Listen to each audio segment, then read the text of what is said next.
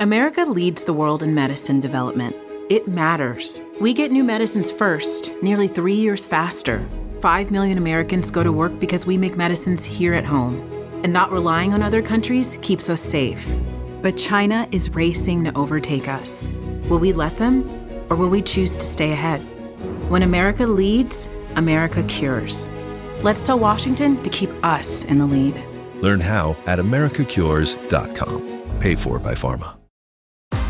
Baseball is back, and the first pitch is on Netflix. The New York Yankees, led by 7-time All-Star Aaron Judge, head to the San Francisco Bay to take on Rafael Devers' San Francisco Giants. This season kicks off with one exclusive opening night game. Watch MLB Opening Night, the New York Yankees versus the San Francisco Giants, live on Netflix. Wednesday, March 25th at 8 p.m. Eastern, 5 p.m. Pacific. Spring starts at the Home Depot, and we are bringing the heat to your backyard this season. Fire up the flavor with our wide variety of grills for under $300, like the Next Grill 4-burner gas grill that's perfect for hosting your spring cookout. Then set the scene and turn your outdoor space into the go-to spot with patio sets for every budget. Bring it this season with grills that deliver flavor and patios that set the vibe from the Home Depot. Start your spring with low prices guaranteed at the Home Depot. Exclusions apply. See homedepot.com/price match for details. This is the Dan Le Batard Show with the Stugotz podcast. This episode of the Dan Le Batard Show is presented by DraftKings. DraftKings, the crown is yours. Whoa! A little slide step. Zaz, why are you so sore? What's the matter with you? I see you hobbling around. My God. Dan, I am so sore. I just mentioned that. Yeah, you just said that. He's setting it up for the audience who just started listening. It's okay. If you're just joining it. I am hobbling around this whole morning, Dan. Because? On Saturday. Are you doing like the Chris long pause? Is yours. on Saturday morning, your employees, me included, we signed up and we played in a street hockey tournament at the Florida Panthers arena on Saturday. Who played? Me, won? Chris, Roy, Ethan. Real ragtag group. We had Gabe, who was our ringer out there. Sneaky good hockey player. Rose. Wow. Useless. Whoa, wait a minute. She'll admit it. Oh. Are you saying she didn't rise to the occasion? And let me tell you something. Hockey is very hard to play. David Drog was our goaltender. Hockey it's very hard, I mean. That's your first mistake right there. No, he was a stud. For real? He plays ice hockey goalie for real, right? We had two players that had hockey experience, Dwork in goal and Gabe. But isn't Dwork kind of like, you want a bigger guy you to see how big goal, the right? pads are. The pads are enormous. You don't know puck, man. I saw the score of the last game. Goalies aren't fat. They dude. needed something else in the goal. You think goalies are fat? Dan, it's 3-on-3, and each team has a goalie. But were the rest of you just like, you've got to know how to skate? Like, it's, No, that's it's the part. street hockey. It was street hockey. They're in No shoes. skates. You're in Street hockey. I understand. That's what made us think we had a chance. Street hockey. Dan all right. thought street hockey meant like you guys had like bandanas and chains and stuff. I'm sorry, I missed the street part of this. So, like, Dwork is in every goalie for all the teams were like real goalies. The pads, everything, like geared up, looking like Sergei Bobrovsky out there. It was a ball, by the way. Yeah.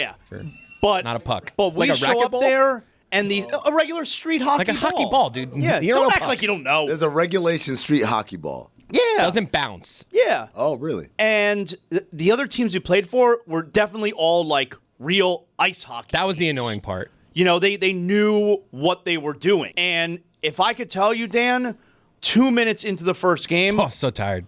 I can't even breathe. Are you bent over the whole time? Yeah. We came out of the gates a little hot, and we all were winded way too quick. We're changing on the fly. You don't have to wait for the whistle. Like, open the door. Come on, I gotta run out. It became a thing of like, Zaz, come in for me. No, I'm not ready yet. Yeah. Oh yeah. I had to wave him off. We were all looking to get off the court. Yeah, I had to wave him off. Wait, the sub was waving off? Yeah. I was usually like, hey, you got to come out, and the guy will wave off. Like, Yeah, no, I was on the opposite. other side of the board, and Chris yelled, Zaz, come in. I go, no, I'm not ready. I mean, when I would go out, I would just walk away from the board, so there was no option. There was like, where'd Chris go? You guys are the opposite of the pitcher who refuses to come out of the game when the manager comes to pull him. I mean, you guys are in the bullpen as the pitcher who refuses to go into the game because he's couldn't breathe, Dan. Too winded. You can't play if you can't breathe. So you guys played 2 games? You guys played 2 games? The first game, okay, the score was respectable. We lost the first game 5-2. But if I could tell you, the other team had the puck 99.9%. And that's putting it lightly. Like, we never actually had the puck. We had moments where we shot the puck down to the other end of the floor. And twice it went in? I scored. He scored I doing scored that. our goal. It was a half-court shot. Tried to clear I it? found it on my stick and just flung it. Soft goal. And I got really so soft lucky. goal. It just Well, went what in. happened? And The I goal- was so tired, I didn't even celebrate. It just rolled past the dude's leg. Like, he must not have thought it was going to reach him. Was this like a Mighty Duck situation where you had the clap bomb or whatever? Yeah, well, you weren't allowed to slap shot past Yeah, your, you could waist down, waist down. you know? And then, I took a puck off the forearm at one point because I was playing defense. My right hand is broken. I wore a puck to the hand at one point. I'm playing defense, so like I'm kind of standing in front of Dwork, like I'm trying to make sure no one gets him. But these teams, they're lining up for these big shots. Ethan, come in here and show us your bruise. I'm in the line of fire here. I mean, I took a puck to the arm. I'm trying not to catch a stick to the mouth, and then you're up against the boards and you're fighting against guys. Are they checking? No checking. But like you are battling for the puck against the boards, and it's really physical. Ethan took one right under the nipple. No one wants to see that. He took a puck right under the nipple. Chris Cody, he fell at one point. His knee was bleeding everywhere. Yeah, he fell down. You're 6. So that was At one point I felt my legs were just like, I'm done running. You ever had that thing where you're running and all of a sudden you just like go, You're done. Like as if you're going You're done. downstairs. You're done. Your legs are just like, look, we've been doing this for about a half hour now and I'm done. So you the can first keep game- running. I'm not. And then I just went down. How'd the other goal get scored?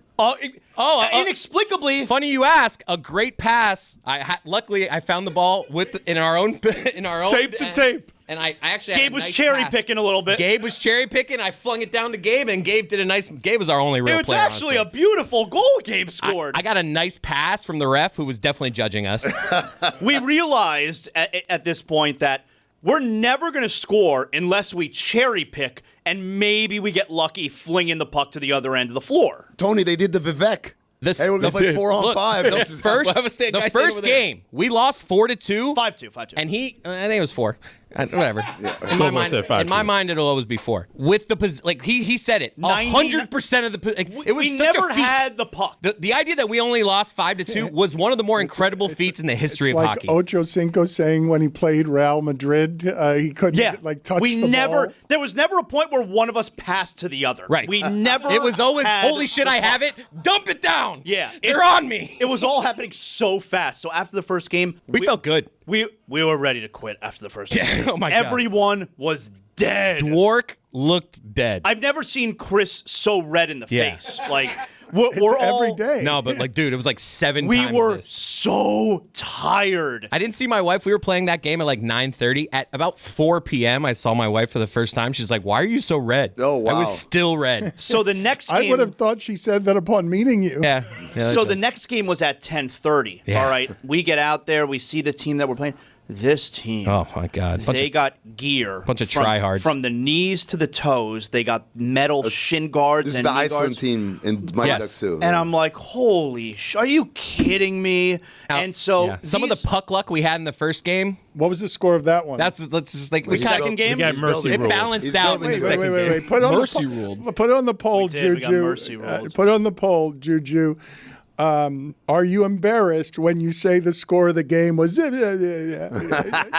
What is the mercy It rule was exactly? 10-0. The second game was 10-0. mercy But rule. How does he spell it? but They were toying with us. that team we got video. ended up winning it. Oh, did they? The team that beat us 10-0 won the whole thing. So that made us feel Wait, a little what better. are we seeing here? What is this video of? This is us. No, but like, is it a moment? This is a B-roll. We're going to have a package. There were way too many F-bombs this morning in our Right. package that we put together, so they're still tightening it up. We will have a package to show the audience probably tomorrow. No, it'll be at the end of this hour. We're going to allow the audience to see how terrible you guys. But look at banged us. up. Look at us out here. I'm so tired. they- This is the first game, by the way. This is the one we competed. These other teams, who What were they representing? You guys representing Dan Le Batard? Anyone can sign up. They were like real ice hockey teams. Like they play in like beer leagues, yes, you know? You could tell these people. Did they know who you guys were? We were wearing Dan Le Batard Show shirts. Damn. Embarrassing. No, we had some people over here watching, knowing who we were. A few people being like, "Oh, you guys," because like we had cameras, so they're like, "You guys with a show or something?" Yeah, like I'm mic'd up during the game, you know, and that might be worse than them knowing who you are. It was fun bonding. I feel like everyone out there, we had a good time together. I did have a good time. Dan, am I right on that? It's worse that they didn't know who they were. They're like, who are these jackasses? No, some people did.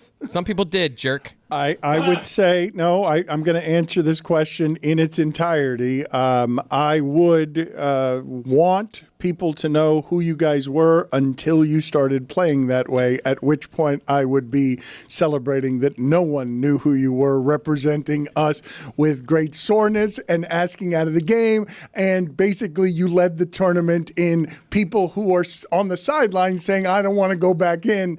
That is not... Roy was out there taking guys out. Yeah, I got slashed in the back of my calves twice in that game. Here's the thing, okay? So we lost the second game. Mercy ruled 10-0, all right? Oof. Every team, though, is guaranteed. Every team is scheduled for 3 games. Yeah. We all went home after You the second. forfeited. Yeah. Some people had to leave to go work. Some people, our goalie, were wanting to go to the hospital.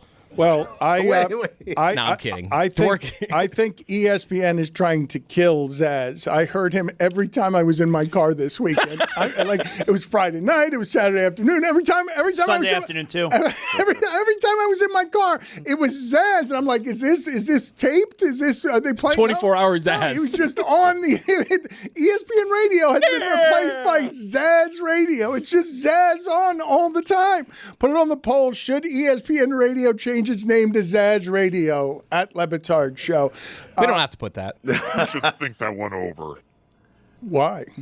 His association with us. I saw we got aggregated. Transition. I didn't see we got aggregated, so I don't know what my inner monologue is talking about. They did you a favor. It's a whole thing. I'll talk to you later. There's something about college hoops this time of year where you tell yourself you're just going to casually watch one game, and suddenly your entire night is gone. That happened to me the other night. I was planning to stay home and keep a game on in the background, maybe pretend I wasn't checking scores every 5 minutes. Then a text comes in. We've got multiple screens set up. That's how they get you. So I said, yeah. I grabbed a pack of Miller Lite on the way. A little while later, nobody's casually watching anything. Somebody's yelling because their bracket is already cooked. Somebody else suddenly cares deeply about a school they hadn't thought about in 10 years. And a game that looked over is somehow tied late. You take a sip, you look around, and realize, yeah, this was absolutely the right move. That's why I reach for a Miller Lite. It's clean, refreshing, easy to drink, brewed for taste with simple ingredients. The original light beer since 1975, and still hitting different. Cheers to legendary moments with Miller Lite. Great taste, 96 calories. Go to MillerLite.com/Dan to find delivery options near you. Or you can pick up some Miller Lite pretty much anywhere they sell beer. It's Miller time. Celebrate responsibly. Miller Brewing Company, Milwaukee, Wisconsin. 96 calories and 3.2 carbs per 12 ounces. Folks, listen up. Quick break in the action. Are you counting down the days until payday? Instacash from Moneyline can help you access up to $500 of your hard-earned pay early. There's no interest, no credit check, and no monthly fees. So you can manage those in-between expenses with less stress. Download the Moneyline app and link your qualifying bank account to see what you qualify for. Moneyline. Make money easy. Instacash is subject to terms and eligibility requirements. Expedited delivery requires a turbo fee. See Moneyline.com.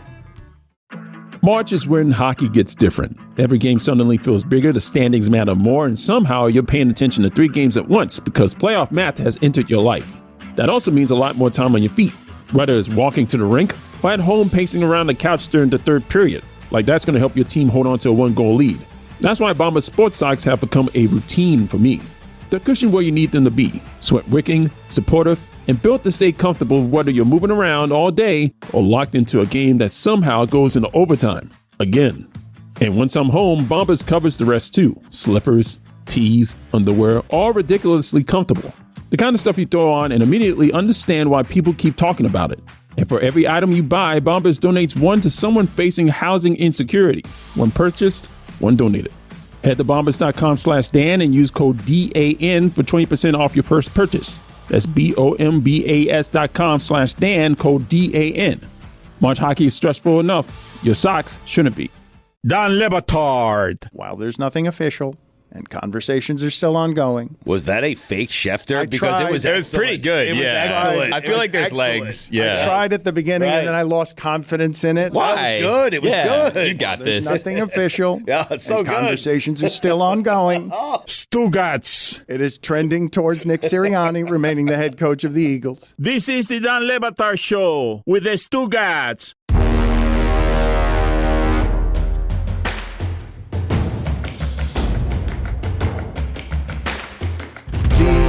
Question I wanted to ask the group, because I have not, in my recollection, seen a story quite like the one involving Christian Wilkins. Christian Wilkins was an excellent player for the Miami Dolphins. He was a first-round pick. He was very good at what he did and made that defense better than it had been in a while. And he signed a big contract with the Raiders. And then something weird happened in the locker room, and he hasn't had a job since. This is a player out of Clemson who's still very young. There's nothing wrong with his body, but the details on why he's not playing football not only elude me, they're not being reported by anybody. It's just, hey, something weird happened in the locker room. And one of the things I've seen unconfirmed is that he kissed a player on the head, correct? Like, isn't that like one of the things that's being thrown around, a mystery that doesn't have very much explanation for why a first-round pick who's a very good run stuffer, who's very good at creating pressure up the middle, hasn't had a job for more than a year and a half, was just let go by the Raiders, and then hasn't been in football since. What are the details here that are facts? A year after he signed the huge deal with the Raiders, they cut him right before the season started. Now, he was dealing with an injury, but still, they cut him because apparently something happened with a player in the locker room, which we're all kind of assuming he may have kissed him or tried to kiss him, and it made the player uncomfortable. The player went to HR, and Christian Wilkins then ended up being cut. The Raiders, of course, were never going to cop to that being the reason why they cut him, but everybody knows that something strange happened in the locker room. He obviously sat out the remainder of the season. He still doesn't have a job. And, I saw the other day, it was the end of last week, Jordan Raanan, who covers the Giants for ESPN NFL Nation, because apparently his name was mentioned. Maybe the Giants would be a team that Christian Wilkins, and Jordan said something to the effect of, something happened in that Raiders locker room, quote, that's going to be hard to come back from, end quote. And here we are. It's like no one really knows. Like Adam Schefter's kind of beat around the bush about it as well. But he's, I think his career's over. But I don't know, because, I'm assuming Dan's bringing it up because his name has come up a lot. Yeah. The Vikings, the Giants, the Patriots, like there seem to be teams that are considering Well, his agent came out in response to that on Friday. His agent then came out, I think it's David Mulugeta. His agent came out and said 26 teams have reached out. Okay, all right. Everybody wants me. All right. Relax, David. What was his last name? Mulugeta. Schefter's reporting from July. Mulugeta? His name, his agent is named Mulugeta? Mulugeta. Wow. Mulugeta. Yeah. That's the fabulous best name in sports other than Yankees GM Brian Cashman. The reporting from back in July when it happened, it said Christian Wilkins was released. He kissed a fellow player on the head. The teammate took offense to it. They said that it wasn't the sole reason for him being cut because they didn't like the way that he had been rehabbing his injury. Right, of course, that's what the Raiders are going to say. And he had like $35 million guaranteed remaining. And there was a source that had told ESPN that it was a playful incident, but obviously the teammate didn't take it that way, filed complaints with HR, and then they ended up here where the Raiders didn't make any more comments after that. Has to be multiple incidents like this. There just has to be. Look, and there have been pictures, like even when he was with the Dolphins, like there's post-game we've seen where he is kissing a player, like on the forehead. He's really excited after the game, and he's done some weird stuff too. Okay, but hold on a second. Like I want to ask what's fair here, all right? Because when you have a mysterious circumstance that doesn't have explanation and doesn't have details on it, coming from the team that did have an openly gay player in the NFL, Carl Nassib played for them and they had some sacks, and then he was let go kind of quietly. And when that is one of the details, kissed a player on the head, and then everybody gets weirded out. They go to human resources. What's fair to talk about here when you have something that is a mystery that is uncommon in football, where a first-round pick who's in his prime and is useful to people can't get a job in the league for a year and a half, and the only detail we have is weird locker room behavior that suggests, because it is suggesting it, that a player was made uncomfortable by an advance from Christian Wilkins. Like, that's what the suggestion is. It's what's in the murkiness of the mystery. I'm asking what's fair because I don't know what's fair here. Well, I think, I don't know if you can describe it as an advance. Right. I don't know. Like, very clearly made people uncomfortable. I think that's safe enough, but we don't know how serious Wilkins was about it. We don't know how it was perceived. We just know that it made people uncomfortable, and maybe the talent isn't worth. But I don't think it makes you uncomfortable enough to go to human resources in a sport where they don't do that. Like that, the huddle doesn't go to human resources. Okay, so there's a couple things here. Number one, like Mike said, I don't think in advance, I'll be honest with you, I don't think anyone in a locker room would do that regardless of orientation, because it's just there's a code and it's a workplace. There's a workplace. Yeah, but first round picks don't get waived without explanations and banned from the sport. Yes, so you say, well, what happened? And it sounds like a pattern of behavior. I think we've all had the friend that like plays around in a way that's like, "Hey, man, that's not cool," but he still does it. And so maybe that's part of it. But then the other part, Dan, you say, why would they go to HR? I wonder if that's almost like a defense mechanism for the person making the complaint. Like, typically in a different era, we would have handled this differently. But we're in a different era, and I got to cover my back. And my agent's telling me, you know what? Go talk to HR. Do it basically the right way. Do it by the book. Because as we begin to have more of these corporate America value systems in a place where the values are very different, the locker room, you've got to protect yourself. If I'm going to complain about it, I can't say, "Oh, he doing this," because then now I turn into the bad guy. So I do it the right way by going to HR. I have never heard of it, of a player going to HR on another player. But that's my point, Dan. It's like it speaks to the era we're in now, right? 15 years ago. Does it speak to the era? Absolutely. Does it speak? Because to me, in the absence of details and the mystery of what we're talking about, this is a good player. Also, you're not supposed to hear about it when a player goes to HR. Like, you're saying something like, I've never heard it. We're not supposed to be entitled to hearing that stuff. I imagine it's happened a lot, and that stuff is successfully kept internal.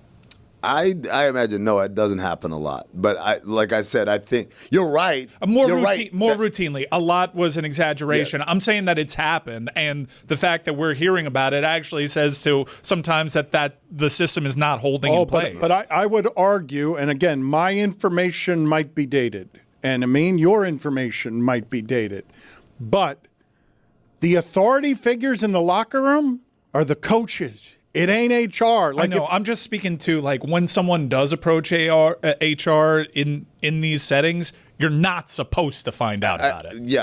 Yes, although it happens, right? But Dan, what I'm saying to you is you are kind of operating in a dated system in terms of if it were any other type of, behavior that we don't tolerate around here, then the internal polices itself. And you say the coaches, I would take it a step further. I would say, no, it's usually someone in the locker room leaders first. The vets, right? Yeah, the vets. And then if it goes beyond players, then you talk about coaches or the general manager.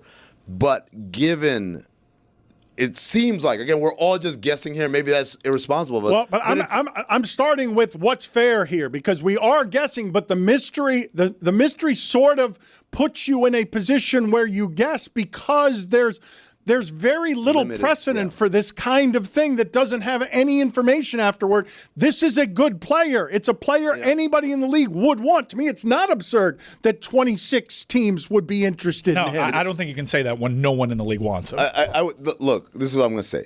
Based on the limited information, it seems to be behavior that's inappropriate that some might consider had to have been multiple times that some might consider to be of a sexual orientation issue, right? given that 10 years ago, 15 years ago, maybe they full metal jacket him, right? Like beat him up in the locker in the showers, right? 10 years ago, maybe the team, the coach suspends a guy, or whatever. Now I can see a player being like, I got a problem with this, but if I react the way we've reacted, then you maybe hate. Now I'm the bad guy. Yeah. It's a hate crime. Right. I'm homophobic. Right. I'm all these things. So the recourse now is not we police ourselves. The recourse is, especially if I have advisors like an agent, like someone who's an adult who isn't in the locker room, you're going to say, do it by the book. The complainant, you go to HR and I'd like to, complain about this. And that's how you do it in order to create the paper trail. Not because that's how I handle things, but because I am protecting myself from any allegations that might come my way if I express my displeasure in any other fashion. And talent-wise, like if there was other teams that wanted him, they would have gone and gotten him, right? There's been terrible things swept under the rug, and people have still played for years and years and years. Guys, in July of 2025, this person signed a $110 million contract with $85 million guaranteed because there were several suitors for his services. A year later, he can't play? Nobody wants him? A year later, after getting $80+ million guaranteed. No, man, come on. Like, what are you guys talking about? Good decision by Greer, letting him go. Hire him back. So what if he gets picked up this offseason? What if it's a year he didn't play and then he gets picked up? Then what are we supposed to do with that? Number one, I don't think he's going to. But number two, does it not make sense for him or his agent, Mulugeta, to come out with some type of statement? Like, why can't they push back against this narrative that is seemingly keeping him out of the sport? So that's the other part of this. This is what was my man that was a coach here before? Brian Flores. Brian Flores, right? Like, it's like, oh, you might have a right. You can whistleblow. That will 100% guarantee you'll never have a job again. Not because of what he did or didn't do, but because teams typically look at if you break the sanctity of the thing, basically, by pointing fingers or whatever, then it's like, how can I ever trust you? It's not even, it could have been anything. It's like, remember Richie Incognito, who was the guy that he was Jonathan bullying? Jonathan Martin, right? Jonathan Martin doesn't have what happened here, but it's like, he never ended up anywhere again because I'm not going to bring a guy in here who's going to. The thing about I can't this, trust though, you, basically. the thing about this, though, that is multiple layers of this are confounding to me. But nobody seems to know reporting it, but all the teams seem to know. I think some of the reporters know and they don't want to say it. Don't want to say it. They're beating around it like, oh, it's going to come out one day, and it's like I just said here. Jordan Ronan said what he did is going to be tough to come back from. Yeah, that sounds like Jordan knows. I bet my life that this is not a secret in NFL circles. No. And what we're seeing play out is because people are working with way more knowledge than we are here just talking about it. Correct, but I'm not used to information being protected by reporters when there's a mystery. Like, it's one thing to have your information insiders be bought and paid for, but when something's a mystery like this, I'm not used to a communal gathering of reporters deciding together that they're not going to report something that has news value. Just mobilize Pablo. That's what we paid for. I think, Dan, the thing you got to keep in mind is, again, given the sensitivity of the topic, there's liabilities involved even for people reporting on the story. You can't just flippantly put it out there because I'm assuming when we say everyone knows in that circle, they know, but they don't have the corroborating or the two independent sources for me to be able to go public with that. So, but I'm like, Mike, I don't doubt that Schefter and Rappaport and all these people probably know. Listeners, you know this about me. I am the only person in the shipping container who actually tries every day when it comes to my style. I genuinely care about clothes. I care about my wardrobe. And I've finally hit the age where I realize something, which is that you don't need more clothes. You just need better ones. A thoughtfully built wardrobe comes down to pieces that mix well and last. And that's where Quince shines, with their premium fabrics, considered design, everyday essentials that feel effortless season to season. And I'm telling you this because actively, as I speak to you right now, I am currently wearing one of my favorite Quince pieces, which is my Mongolian cashmere hoodie. And I'm talking to you about their lightweight cashmere sweaters, their short sleeve Mongolian cashmere polos, linen shorts, and tees in 100% Pima cotton. These are the pieces that actually make your wardrobe work. Right now, go to quince.com/Dan for free shipping and 365-day returns. That's a full year to build your wardrobe and love it. And you will. Now available in Canada too. Don't keep settling for clothes that don't last. Go to quince.com/Dan for free shipping and 365-day returns. Quince.com/Dan. March is when hockey gets different. Every game suddenly feels bigger, the standings matter more, and somehow you're paying attention to 3 games at once because playoff math has entered your life. That also means a lot more time on your feet, whether it's walking to the rink or at home pacing around the couch during the third period. Like that's going to help your team hold on to a 1-goal lead. That's why Bombas sports socks have become a routine for me. They're cushioned where you need them to be, sweat wicking, supportive, and built to stay comfortable whether you're moving around all day or locked into a game that somehow goes into overtime. Again. And once I'm home, Bombas covers the rest too. Slippers, tees, underwear, all ridiculously comfortable. The kind of stuff you throw on and immediately understand why people keep talking about it. And for every item you buy, Bombas donates one to someone facing housing insecurity. One purchased, one donated.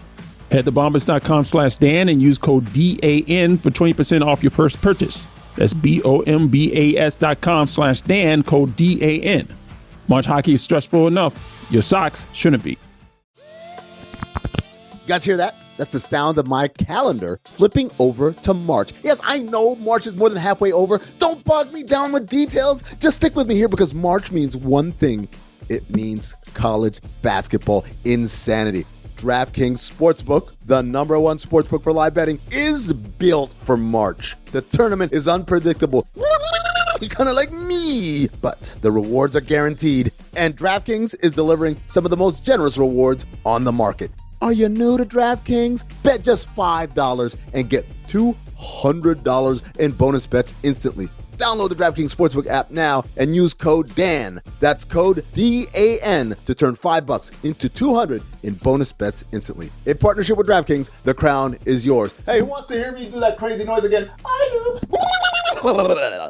Gambling problem? Call 1-800-GAMBLER or 1-800-MY-RESET. New York, call 877-8-HOPE-NY or text HOPE-NY. Connecticut, call 888-789-7777 or visit ccpg.org on behalf of Boot Hill Casino in Kansas. Wager tax pass-through may apply in Illinois. 21 and over in most states. Void in Ontario. Restrictions apply. Bonus bets expire 7 days after issuance. For additional terms and responsible gaming resources, see sportsbook.draftkings.com/promos. Limited time offer.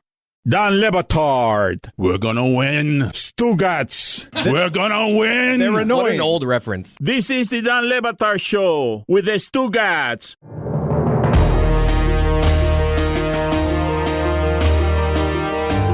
Let's segue here to something that happened on morning television here involving the Pussycat Dolls. What? Yes, they're. I don't know if you're familiar. They're back, Jack. Well, sort of.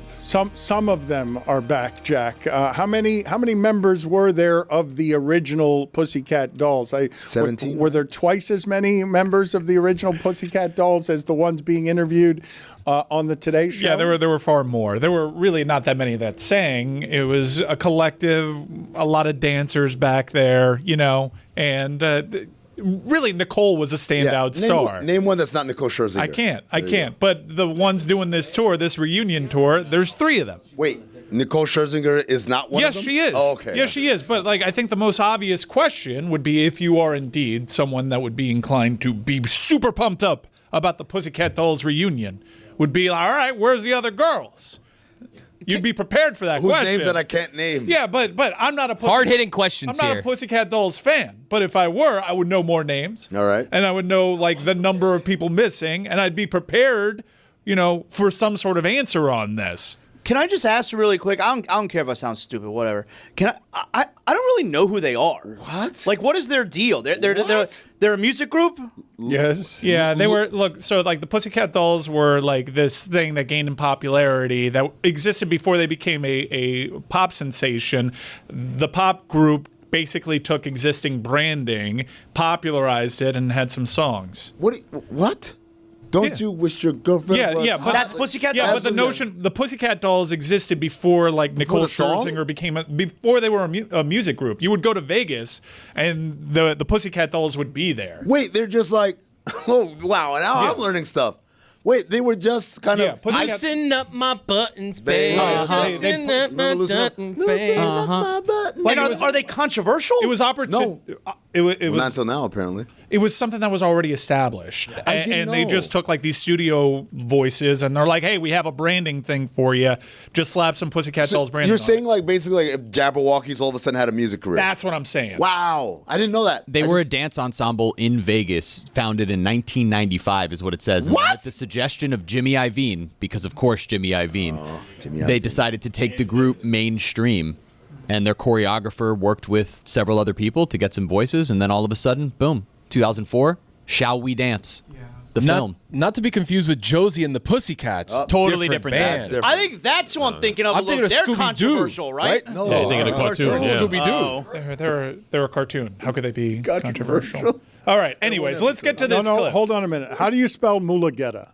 Mulugheta. Oh, I was going to say Moolagetta. Boy, I'm a good speller. Let's listen to the sound for a question the Pussycat Dolls should have been prepared for. After they found out that you guys were coming back as a trio, not as the original group. How did you arrive at that decision? Well, I mean, listen, we are so, as women today, I mean, it has been an ever-changing lineup, and this is what it looks like now in 2026. And you never know what comes next. And I think ultimately we've got to protect our peace. And when something like the Pussycat Dolls has so much history, we have ruptured in the past. Okay, so Nicole, we got to get you. You can't be the leader. It was really just Nicole. The other woman did fine. No, she choked, and her friend tried to bail her out because she froze because they don't want to tell you the truth about why it is that the other women aren't involved. Like, they don't want to come out and say why it's only the three of them because there's probably some conflict there, I would imagine. So now we got two mysteries, Christian Wilkins and the Pussycat Dolls. This is the bigger one. I happen to know, like, they're right about it being an ever-changing lineup because there was one girl that I knew that I went to elementary school with. She was a Pussycat Doll for like 3 minutes. Like the only ones that mattered were like essentially three of them. Well informed. Was it those three? It was like Menudo. How do you happen to know this? Why do you give me the whole imaging? Oh my God, he knows. He happens to know. Come everyone. It's a no. Come and listen. There was like He happens to know. Well informed. It was a heat dancer that I went to school with. She was a Pussycat Doll for a hot minute. wise. Zaz, you were thinking of Pussy Riot. Yes, they're controversial, right? There you go. There you go. Pussy Riot. Whoa. That's so your brain seized on one word. Yeah. And that's the riot. Well, I got that good algorithm. You know what I'm saying? Jesus Christ. From among the things this weekend, and I just love Thursday or Friday. Thursday and Friday are so cracky with March Madness. It's crazy how they give you this adrenaline rush intravenously of just monster action all over the place that Saturday and Sunday go too slow compared to Thursday and Friday. It slows down. I want that to be basketball all the time because you've just got action all over the place.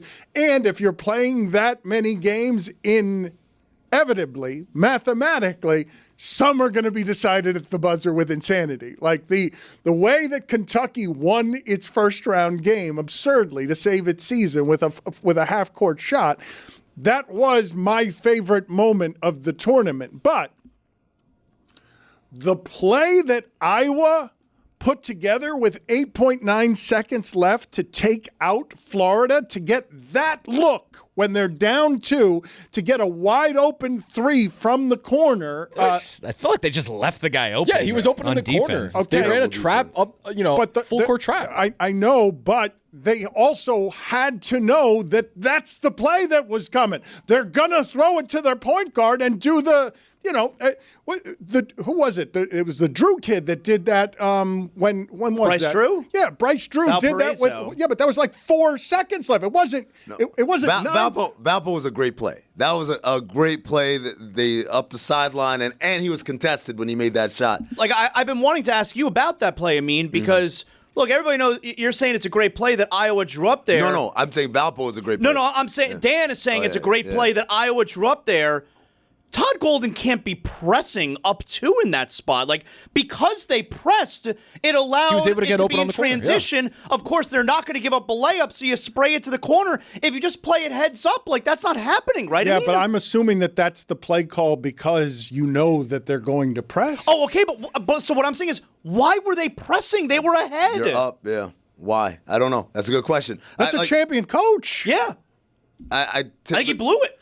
This is, again, I go back to college basketball. It's like, this is the stuff that you guys like and the variability and like, I make bets and stuff can happen. This stuff as a basketball guy drives me crazy. Like, why are you doing this? Remember, this happened in the women's Final Four. Remember when Kim Mulkey, we're like, yo, Caitlin Clark is shooting every single time. Oh, she just left Van Lith on an island the whole game. I'm like, what are you doing? Like, but from a person who watches pro basketball, like, that's the easiest adjustment ever. But college is a lot of yelling and like, come on, and I got to rile up the troops. And a lot of times, like, they're not really that good coaches, dude. It's the same reason why people say, oh, players are better coming out when they've spent like 3 years in college versus one and done. And I said, well, it depends on which college. Some coaches, absolutely. So Jay Wright, yeah. If you came out of Villanova 3-4 years, you're going to be a good player who knows how to play basketball. Some of these other places, just running up and down, man. You're not learning anything. You just wasted 4 years doing whatever. And so I look at that play. I think Todd Golden blew it in that spot. Absolutely. To beat a number one, typically you have to play better. Iowa did not play especially well. Their best player was like 0 for 9 from 3. I mean, they were up double figures for a lot of the second half. They were missing free throws, and then Florida, yes, I understand, Florida clawed back into that game and then took control of it. The way that they ended up losing. They were up 5 with 8 minutes left or something. When you consider the game flow, it really made 0 sense. A strange game top to bottom, but Iowa typically has to play better to pull off an upset like that. But Mike, no, I don't like the analysis of Iowa didn't play well when they got down 4 late and should have caved against the defending champions who were chasing them all game. They should have caved, and then they end up winning the game because they don't cave. Like, everyone's always talking about, championship learning. You've been there before. The team that chokes at the end is the champion? Yeah. The team that chokes at the end is the team that won all the games last year. I apologize that you don't like the analysis. No, but I'm saying that Iowa missing shots isn't the same as Iowa playing poorly. Like, Iowa being in that game, Iowa leading almost the entirety of that game, coughing it up at the end and not folding when they were down 4, when it would have been the easiest thing for a champion to put a foot on your neck. And Iowa returning and then doing that on the last play where, I don't know if you guys saw, but the point guard was exhorting the guy who was in the corner to take it to the rim. No, he was telling him, go to the rim. I gave you the ball. Go get the tie. And I saw him go like this. I saw him go shoot. What was he saying? Drive or shoot? Regardless, the savvy to take a step back. Like, I understand that that's reflex and stuff, but that is where you can choke like one of the Pussycat Dolls. That was an unfortunate speedball. Kick, save, and abuse. Stofers. Let me hear Zaz say it. Let me hear Zaz say it the way that he liked it. Pussy Riot! Whoa. Pussy Riot! Whoa. I remember Ray Allen telling the story about the 3 he hit. He said, we practiced that every single practice, the entire year. And not only did they practice it, but like what they would do, he said, we would all be laying on our backs. And they put the ball up to further emphasize the scramble of, I got to get up, I got to get to the right spot. And so I watched this play 1,000,000 times. I guarantee they've practiced this 1,000,000 times, right? So it looked like it. There was no part of this where it's like, well, this is happening. They knew exactly what was going to happen. The point guard knew who was going to be open. He hit ahead. Had the defense been closer, there was a guy on the far side who was wide open because they're playing halfway through. Zaz is absolutely correct. You're up 2. The shot clock's off. Why are we pressing? There's no need to full court press. No. If you want to start the press, start at half court, trap the guy in the corner when he gets to him. But you're letting him go with a full head of steam. You got 2 defenders behind you, and all of a sudden, all you need to do is make one move and spray it out like Zaz said. It was the easiest play ever. Yeah. Zaz, as a guy who went to school in Gainesville, I got to imagine that. I went to University of Florida. Thank you. Go ahead. Byron Smith is the Prairie View coach. They were down 18 at the half in the first game of the tournament against Florida, and midway through the first half, he just started talking to God. Coach, Florida on an 18-0 run here. What more do you need from your guys to slow this down and get into their game? They would need some help from the Lord. They're very good. They're very good. We just got to keep defending, trying to switch our defenses, trying to throw them off, but they've been very efficient. You do have to ask from help from the Lord when the question has, in the first half, the 18-0 run. 2 teams, 1 cup.